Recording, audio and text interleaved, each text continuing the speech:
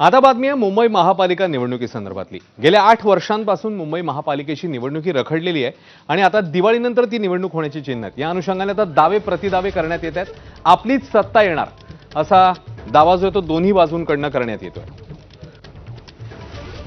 उपमुख्यमंत्री शिंदेने एक महत्त्वाचं वक्तव्य केलं। मुंबई महापालिकेवर महायुतीची सत्ता येणार असं ते म्हणाले। एबीपी माझाच्या बाप्पाचं दर्शन घेतल्यावर ते बोलत होते। यावेळी त्यांनी हे वक्तव्य केलं तर शिंदेंच्या या वक्तव्यावर संजय राऊतांनी देखील उत्तर दिलंय आणि पालिकेवर ठाकरे बंधूंची सत्ता येणार असा दावा केलाय। राऊतांच्या या दाव्याला भाजपचे नवनाथ बन यांनी मग प्रत्युत्तर दिलंय। या नेत्यांच्या वक्तव्यामुळे मुंबई महापालिकेच्या निवडणुकीच्या प्रचाराचं बिगुल हे दिवाळी आधीच वाजणार अशी चिन्ह आता दिसायला लागली आहेत। कारणामध्ये कुणी कुणाबरोबर जाऊ शकतो, कुणी कुणाबरोबर युती करू शकतो, हा ज्याचा त्याचा अधिकार आहे। आमची महायुती आहे। महायुती आम्ही लोकसभा जिंकली, महायुतीने विधानसभा जिंकली, महायुती स्थानिक स्वराज्य संस्था जिंकणार। पण महायुती तरी महायुती म्हणून महापालिका निवडणुका लढणार आहे का? मुंबईचं ठीक आहे, बाकीच्या ठिकाणी महायुती म्हणून आम्ही एकत्र आहोत।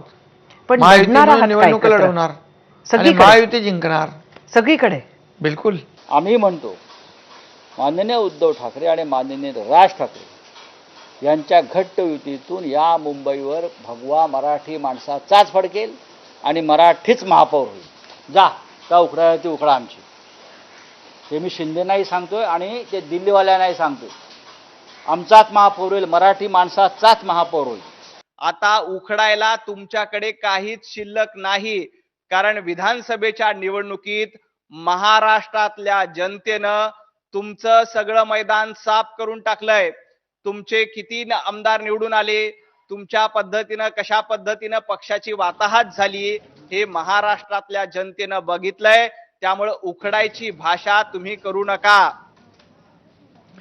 आणि गेल्या काही दिवसांपासून गेल्या काही महिन्यांपासून ठाकरे बंधूंच्या भेटीगाठी वाढलेल्या असतानाच आता उपमुख्यमंत्री एकनाथ शिंदे